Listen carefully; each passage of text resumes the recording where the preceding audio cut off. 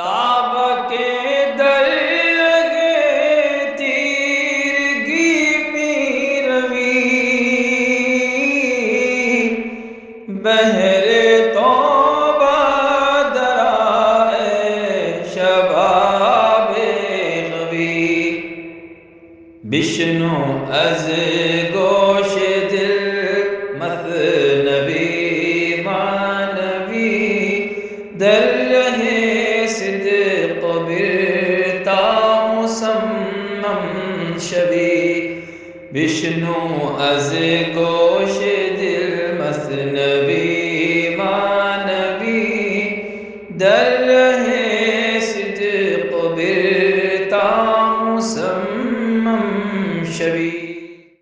بسم اللہ الرحمن الرحیم، الحمدللہ رب العالمین والصلاة والسلام علی سیدنا و مولانا محمد سید الانبیاء والمرسلین وعلی آلہ واصحابہ اجمعین، اما بعد۔ حضرت دقوقی رحمۃ اللہ علیہ کا واقعہ بیان کرتے ہوئے اس بات پر روشنی ڈالی جا رہی تھی کہ بعض اولیاء کرام اللہ تعالیٰ کے قرب میں رہتے ہوئے اہل حق کو تلاش کرتے رہتے ہیں۔ جب ان سے کہا جاتا ہے کہ آپ جب راست اللہ تعالیٰ کا تقرب رکھتے ہیں تو پھر اب مخلوق کی کیا ضرورت ہے، تو اس کا جواب دیتے ہوئے مختلف باتیں بیان کی گئی تھی کہ ایسی بہت ساری مثالیں ملتی ہیں کہ تقرب اللہ کی دولت حاصل ہونے کے بعد بھی بعض وقت اہل اللہ کی تلاش کرنی پڑتی ہے۔ جو لوگ زیادہ سے زیادہ آگے ترقی کرنا چاہتے ہیں وہ ہر راستے کو اختیار کرنے کا طریقہ اختیار کرتے ہیں۔ ایک چیز حاصل ہو جائے تو اس کے بعد اس کے اوپر اکتفا نہیں کرتے بلکہ اس سے زیادہ اور کچھ حاصل کرنے کی کوشش میں لگ جاتے ہیں۔ اگر 10 مل جائے تو 12 کی فکر کرتے ہیں، 12 مل جائے تو 14 کی فکر کرتے ہیں۔ یہ سلسلہ ان کا چلتا رہتا ہے کیونکہ یہ جو میدان ہے اس کا کوئی اینڈ نہیں ہے۔ کوئی آدمی یہ نہیں کہہ سکتا کہ میں جو منزل چاہتا تھا وہ مجھے منزل مل چکی، ایسا نہیں کہہ سکتا۔ کوئی آدمی اگر ایسا کہے تو اب وہ منزل کے آگے نہیں بڑھ سکتا۔ تو آپ نے مثال کے طور پر کہا تھا کہ جیسے موسیٰ علیہ السلام جلیل القدر نبی ہونے کے باوجود، رسول ہونے کے باوجود، اللہ تعالیٰ سے شرف کلام حاصل کرنے کے باوجود انہوں نے خضر علیہ السلام کی صحبت اختیار کرنے کی کوشش کی تھی، اس کا ذکر یہاں پر ہو رہا ہے کہ قرب اور نبوت دونوں چیزیں تھیں، اس کے باوجود حضرت موسیٰ علیہ السلام نے خضر علیہ السلام کو تلاش کیا تو اس کے پیچھے راز کیا تھا۔ اس کلیم حق بیاموز اے کریم، ہینچ می گوید ز مشتاقی کلیم۔ اے بھلے انسان، موسیٰ کلیم اللہ سے سیکھو کہ وہ اللہ تعالیٰ سے شرف کلام کی دولت جو سب کو نہیں ملتی وہ حاصل ہونے کے باوجود کیوں خضر کی صحبت میں جانا چاہتے تھے، اور اس بارے میں وہ کیا کہتے ہیں، شوق سے ذوق سے وہ کیا کہہ رہے ہیں موسیٰ، اس پر توجہ دو۔ باچنی جاہو چنی پیغمبری، طالب خضرم ز خود بینی بری۔ ایسے رتبے اور ایسی پیغمبری حاصل ہونے کے باوجود میں خضر کا طالب کیوں بنا، حالانکہ میں خود پسندی سے بری ہوں، اپنے آپ کو پسند نہیں کرتا، میں پیغمبر ہونے کے بعد بھی اپنے آپ کو پسند نہیں کرتا۔ تو جو لوگ خود پسندی سے بری ہوتے ہیں وہ کسی بھی منزل پر جا کر ٹھہر کر اس کو اپنی منزل نہیں سمجھتے، یہ نہیں سمجھتے کہ میں جو کچھ حاصل کرنا تھا کر چکا، یہ نہیں کہتے۔ جس کو خود پسندی پیدا ہو جاتی ہے، اپنے آپ کو اچھا سمجھنا یا یہ سمجھنا کہ مجھے فلاں مقام مل گیا ہے، تو وہ لوگ ایک منزل پر آ کر رک جاتے ہیں۔ بھلے ہی کوئی بڑی منزل مل جائے، بھلے ہی کوئی بڑا مقام مل جائے، ترقی کرنے والا اس مقام اس منزل کو بھی اپنا راستہ ہی سمجھتا ہے، منزل نہیں سمجھتا۔ موسیٰ تو قوم قدرہ ہشتے، در پے نیکو پے سرگشتے۔ اے موسیٰ، آپ نے اپنی قوم کو بھی چھوڑ دیا، اور جو آپ کے متبعین تھے، آپ کے چاہنے والے تھے، جو آپ کے پیروکار تھے، آپ نے ان کو بھی چھوڑ کر چلے گئے ایک آدمی کے پیچھے جس کو خضر کہتے ہیں، حالانکہ وہ نیک خصلت انسان، آپ کو کیا ضرورت پڑ گئی ان کے پیچھے جانے کی؟ کہ قبادی رستہ از خوف و رجا، چند گردی چند جوئی تا کجا۔ آپ تو شاہ ہو، جو نبی ہوتا نا وہ شاہ کے درجے پر ہوتا ہے، آپ تو شاہ ہیں اور امید سے بھی آزاد ہیں اور خوف سے بھی آزاد ہیں، دونوں چیزوں سے بری ہیں۔ چونکہ موسیٰ علیہ السلام کو قرب الہی کا وہ مقام حاصل تھا کہ وہ مقام حاصل کرنے کے بعد نہ امید باقی رہتی ہے زیادہ، کیونکہ جو کچھ ملنا تھا اللہ تعالیٰ نے ان کو دے دیا، اور نہ ان کو کسی قسم کا خوف رہتا ہے، کیونکہ جب اولیاء اللہ کوئی خوف نہیں ہے تو نبی کا مقام تو اور بلند ہے۔ لیکن پھر بھی آپ خضر علیہ السلام کو تلاش کرتے ہوئے گھومتے رہے، تو کب تک اس طرح سے گھومتے رہیں گے اور کب تک جستجو کرتے رہیں گے؟ آنے تو باتست تو واقف بری آسمانہ چند پیمائی زمین، تمہارا مطلوب جو ہے، تمہارا مقصد جو ہے، تمہارا گول جو ہے تمہارے پاس ہے، اور آپ اچھی طریقے سے اس کو جانتے ہیں کہ جو کچھ آپ کو ملنا تھا مل چکا، جو مقام جو مرتبہ ملنا تھا مل چکا۔ آپ اپنے آپ میں آسمان ہیں، اور آسمان ہوتے ہوئے کوئی آسمان زمین کو ناپتے ہوئے تو نہیں نکلتا۔ آسمان کے سامنے زمین کچھ بھی نہیں ہے۔ زمین والے زمین کو ناپیں گے، زمین والے زمین کی فکر کریں گے، 1 گز 2 گز 1 ایکڑ 2 ایکڑ کی باتیں زمین والے کرتے ہیں۔ جو آسمان والا ہے وہ اس کے سامنے تو زمین ہی چھوٹی ہے، وہ کیا ناپتے پھریں گے زمین کو؟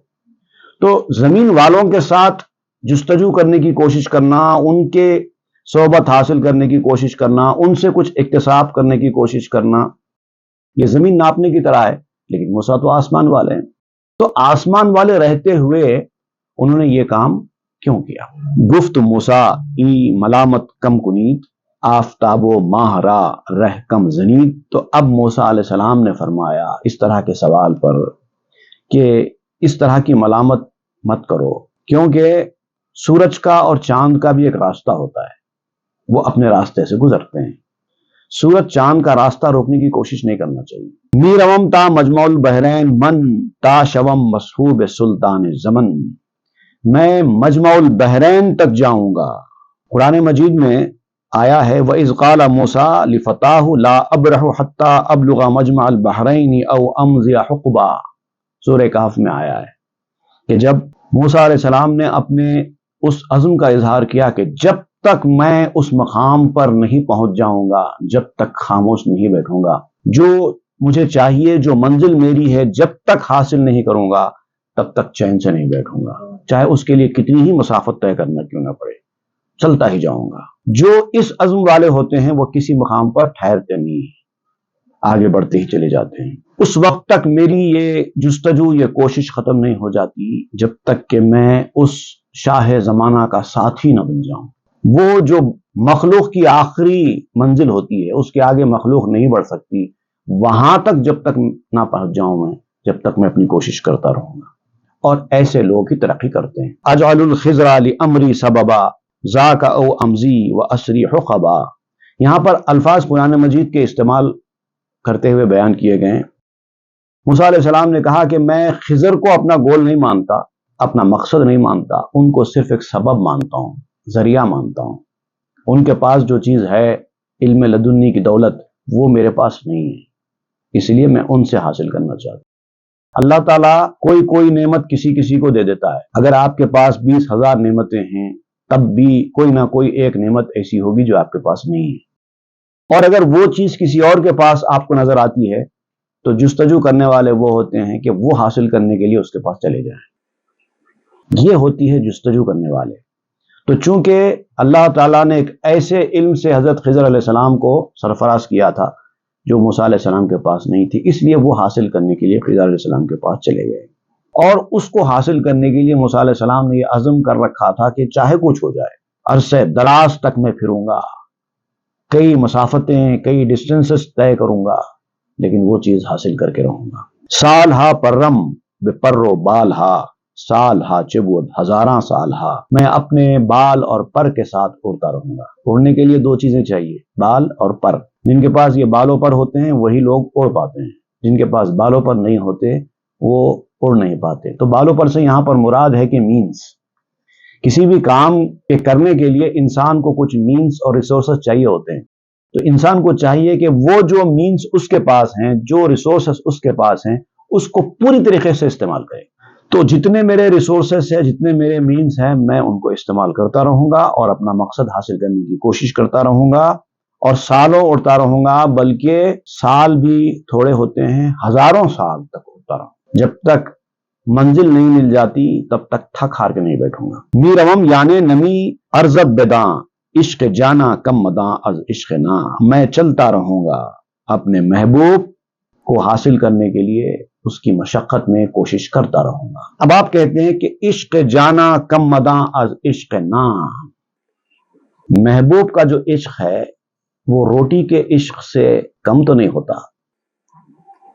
مطلب یہ کہ انسان دنیا میں رہ کر روٹی کے لیے، رزق کے لیے، پیسے کے لیے کیا کیا نہیں کرتا، دنیا میں دولت کمانے کے لیے، عزت کمانے کے لیے، شہرت کمانے کے لیے، مقام کمانے کے لیے کیا کیا نہیں کرتا۔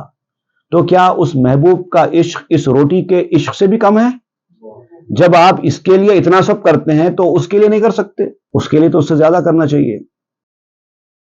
ای سخن پایا ندارت اے امو، داستانے آ دقوقی بازگو۔ اے سننے والے میرے چچا، اگر اس موضوع پر میں بولنا شروع کروں تو بات کبھی ختم نہیں ہوگی۔ یہ موضوع اتنا وسیع ہے کہ بولتا ہی چلا جاؤں گا، اور اصل مقصد سے، اصل جو بات میں کہنا چاہتا ہوں اب اس کی طرف ہم کو پلٹ کر آنا چاہیے۔ وہ دقوقی رحمۃ اللہ علیہ کا جو واقعہ ہے جو چلتے چلتے رک گیا تھا، اس پر ہم پھر سے آتے ہیں۔ آ دقوقی رحمۃ اللہ علیہ گفت سافر تو مدن فی خافقیہ۔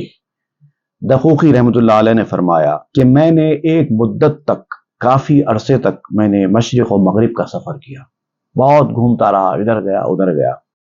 سال و ماہ رفتم سفر از عشق ماہ، بے خبر از راہ و حیراں در الہ۔ میں اپنے چاند کے عشق میں سالوں اور مہینوں تک سفر کرتا رہا، راستے سے بھی بے خبر تھا مگر چلتا جا رہا تھا، اور اللہ تعالیٰ کی یاد میں گم تھا، مقام تحیر پر فائز ہو گیا تھا اور چلتا ہی جا رہا تھا۔ پا برہنا رفتام در خاک و سنگ، زاں کے من حیران مو بے خیش و دنگ۔ مٹی اور پتھروں کی زمین، کانٹے، پتھر، ہر چیز راستے میں مجھے ملتی تھی، اور میں ننگے پاؤں تھا اور اپنے مقصد کو حاصل کرنے کے لیے چلا جاتا تھا، کیونکہ میں مقصد میں اپنا اتنا کھو گیا تھا، اتنا مہو ہو گیا تھا کہ اپنے آپ سے بھی بے خود تھا، اور حیرانی کے عالم میں بس اپنے مقصد کو تلاش کرتے ہوئے جاتا تھا۔ تو معلوم ہوتا ہے، دیکھیے، جو مقصد حاصل کرنے میں ڈٹرمنیشن رکھنے والے لوگ ہوتے نا، جب فل ڈٹرمنیشن کے ساتھ، کمٹمنٹ کے ساتھ جب کوئی مقصد حاصل کرنے کے لیے دنیا میں نکلتا ہے، اسی طرح کا معاملہ اس کے ساتھ ہوگا تو وہ اپنے مقصد کو حاصل کر پائے گا۔ راستے میں پتھر ہیں، میں نہیں جا سکتا، کانٹے چبھ رہے ہیں، میں نہیں جا سکتا، یہ مجبوری آ گئی ہے، مجھے جانا ہوگا، مجھے آنا ہوگا، اس طرح کی باتیں جو لوگ کرتے رہتے ہیں، کبھی بھی اپنے مقصد کو حاصل نہیں کر پاتے۔ مقصد کو اگر آپ اولین فوقیت دیں گے، اولین ترجیح دیں گے، تو ان ساری چیزوں کو نظر انداز کر دینا پڑے گا، نہ گرمی، نہ سردی، نہ تکلیف، نہ پریشانی، بس چاہے کچھ ہو جائے مجھے میرا مقصد حاصل کرنا ہے۔ ایسے ہی لوگ مقصد حاصل کرنے میں کامیاب ہوتے ہیں۔ تم ابھی ای پائے ہارا بر زمین، زاں کے بر دل میرود عاشق یقین۔ تو ان پاؤں کو زمین پر ہے مت سمجھو۔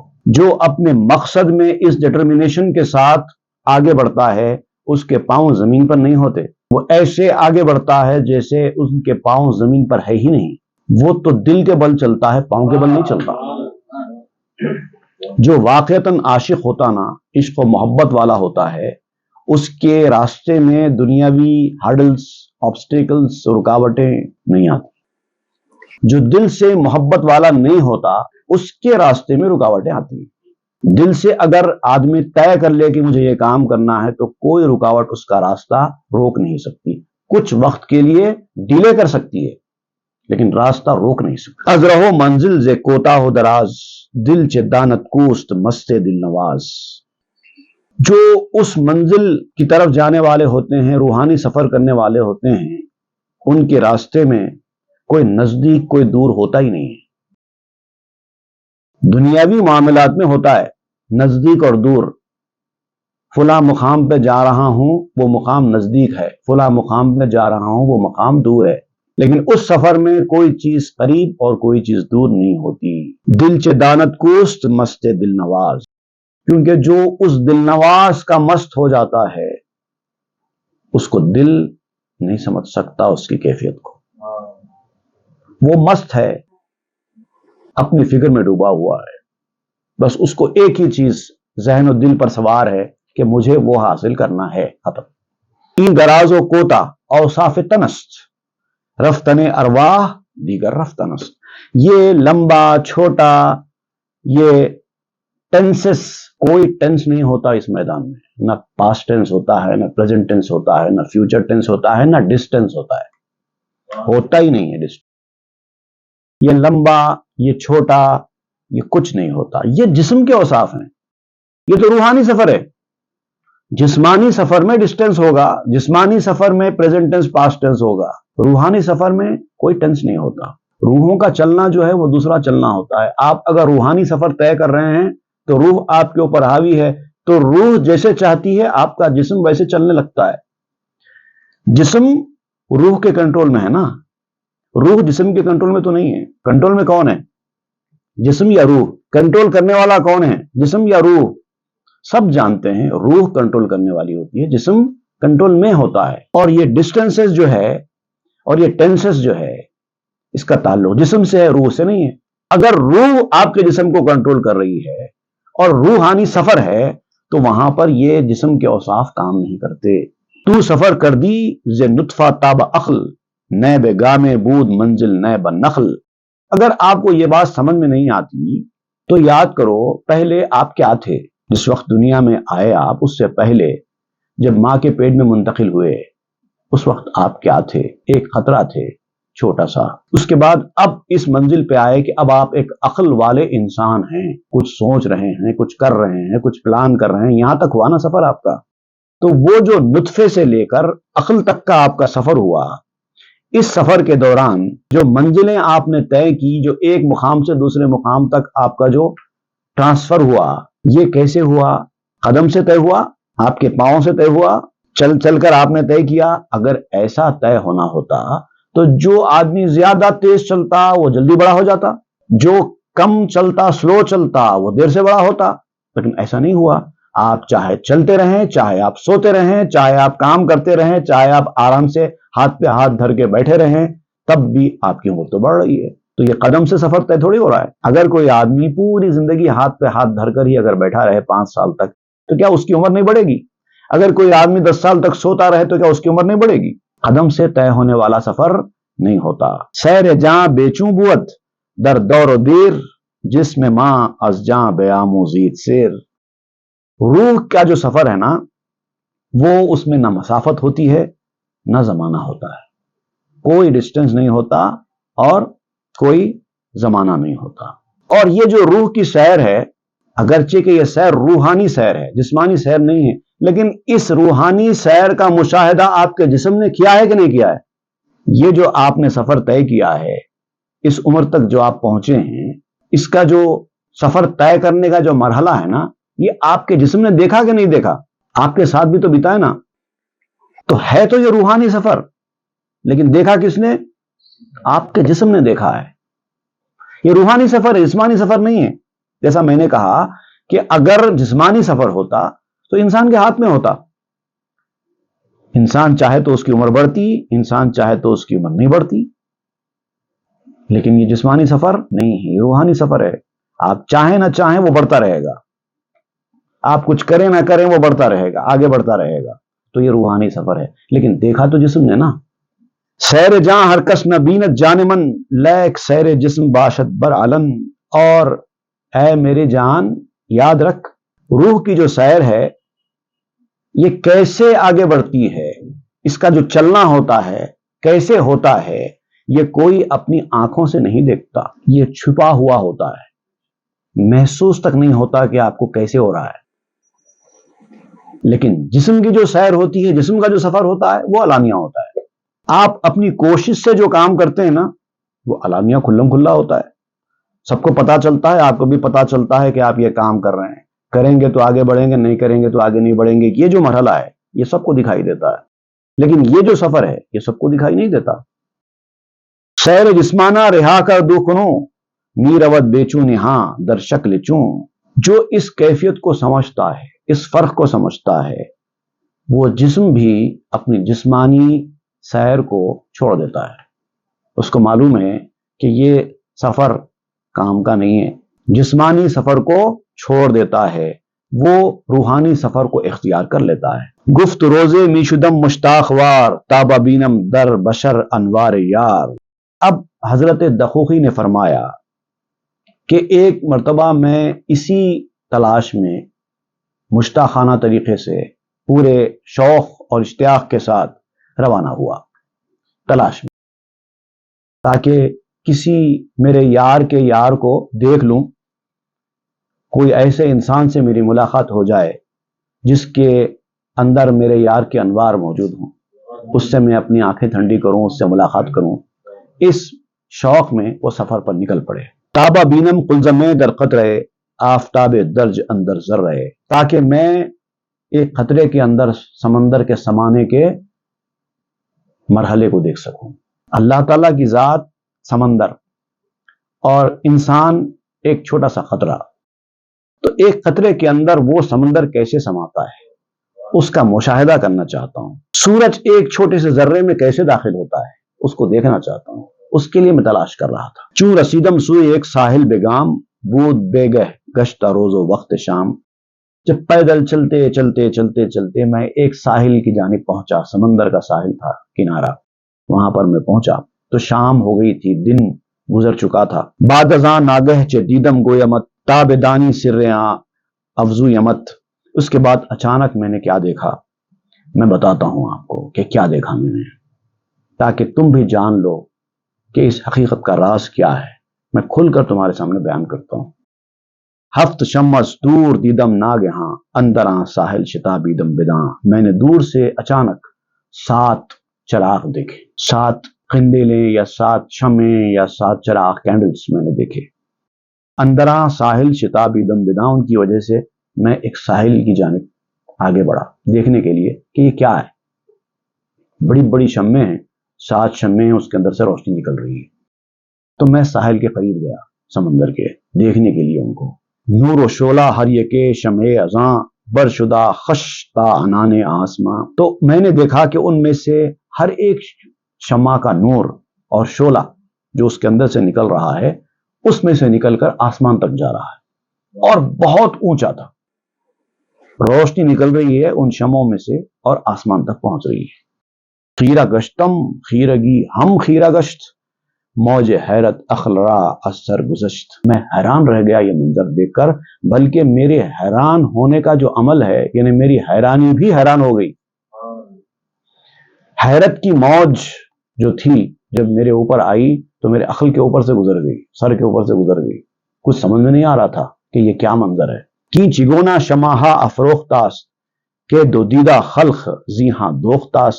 اور ایک تعجب تو یہ تھا کہ سمندر کے کنارے ایسی 7 شمعیں روشن ہیں جس کا نور آسمان تک جا رہا ہے، اور اسی ساحل کے کنارے لوگ آ رہے ہیں، جا رہے ہیں، سب گزر رہے ہیں۔ ایسا نہیں کہ ایک آبادی نہیں تھی، لوگ نہیں تھے، وہاں پر لوگ بھی تھے، اور وہ روشنی بھی ہر طرف پھیل رہی تھی، لیکن کسی کو وہ روشنی دکھائی نہیں دیتی تھی۔ لوگ گزر رہے ہیں لیکن ان کو وہ روشنی دکھائی نہیں دیتی، ایسا جیسا کہ ان کی آنکھیں بند ہو۔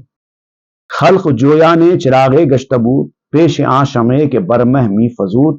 جب شام ہو گئی، جب اندھیرا چھا گیا، تو لوگوں نے روشنی کے لیے چراغ جلانے شروع کر دیے اپنے اپنے۔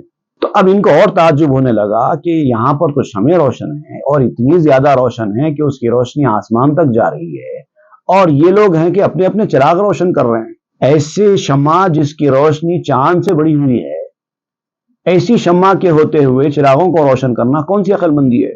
چشم بندی بد عجب بردیدہا بند شامی کرد یہدی من یشاء۔ تب ان کو سمجھ میں آیا کہ یہ جو معاملہ ہے وہ یہ ہے کہ اللہ تعالیٰ نے ان کی آنکھوں کو بند کر دیا ہے، ان کی بینائی چھین لی ہے۔ یہ چراغ ان کو نظر نہیں آ رہے ہیں، ان کی آنکھوں سے وہ ذات ان چراغوں کو چھپا رہی ہے جو یہدی من یشاء والی ذات ہے، جس کو چاہتی ہے ہدایت دیتی ہے والی ذات۔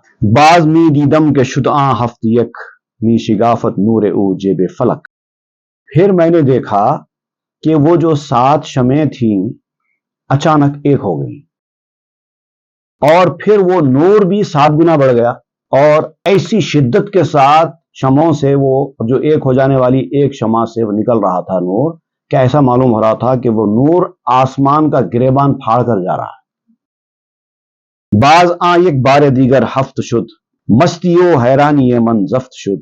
پھر وہ کیا ہوا کہ تھوڑی دیر تک ایسی ہوتا رہا، اس کے بعد پھر 7 ہو گئے شام. پہلے 7 شمع تھی، اس میں سے روشنی نکل رہی تھی، پھر تھوڑی دیر کے بعد وہ 7 شمع ایک شمع میں کنورٹ ہو گئی اور 7 گنا بڑھ گئی روشنی، پھر 7 ہو گئی، الگ الگ ہو گئی.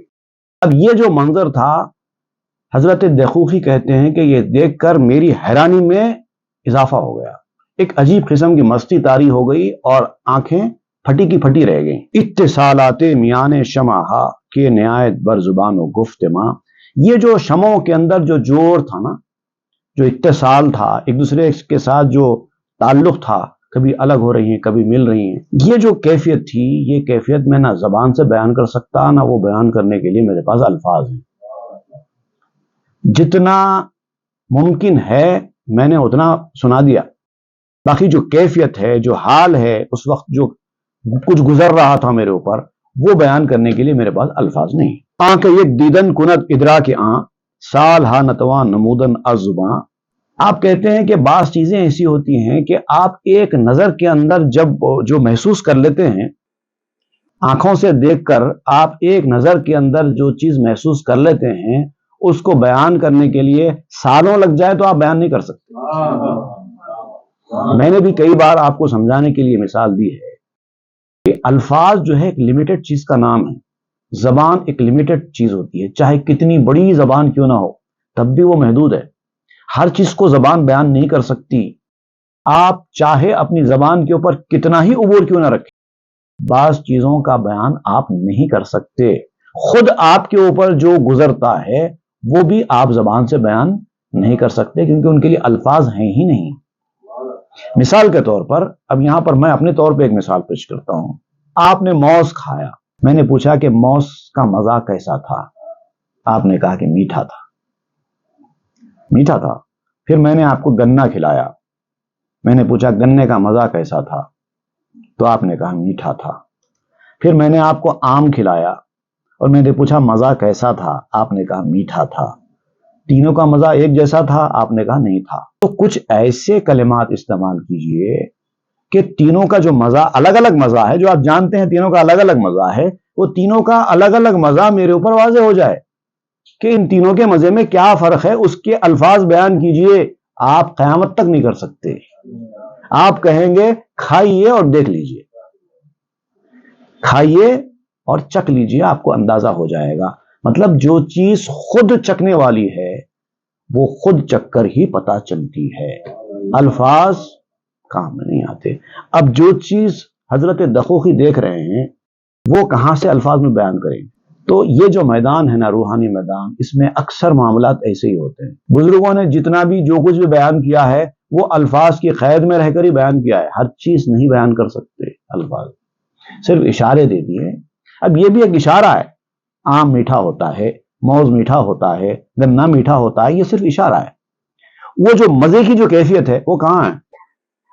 چاہے کیسے ہی آپ الفاظ استعمال کر لو، آپ نہیں بیان کر سکتے. آخر میں ایک ہی بات کہنا پڑے گا، کھا کر دیکھ لو. آنکھ ایک دم بیندش ادراک و ہوش سال ہا نتواں شنیدن آ بگوش. اور جس کو علم اور ہوش، آپ اپنے علم کے ساتھ، اپنے ہوش و حواس کے ساتھ جب ایک بار کسی چیز کو دیکھ لیتے ہیں تو وہ چیز سالوں تک بھی کانوں سے نہیں سن سکتی. وہ چیز کانوں سے نہیں سنی جا سکتی. جو چیز دیکھ کر سمجھی جا سکتی ہے وہ سن کر نہیں سمجھی جا سکتی.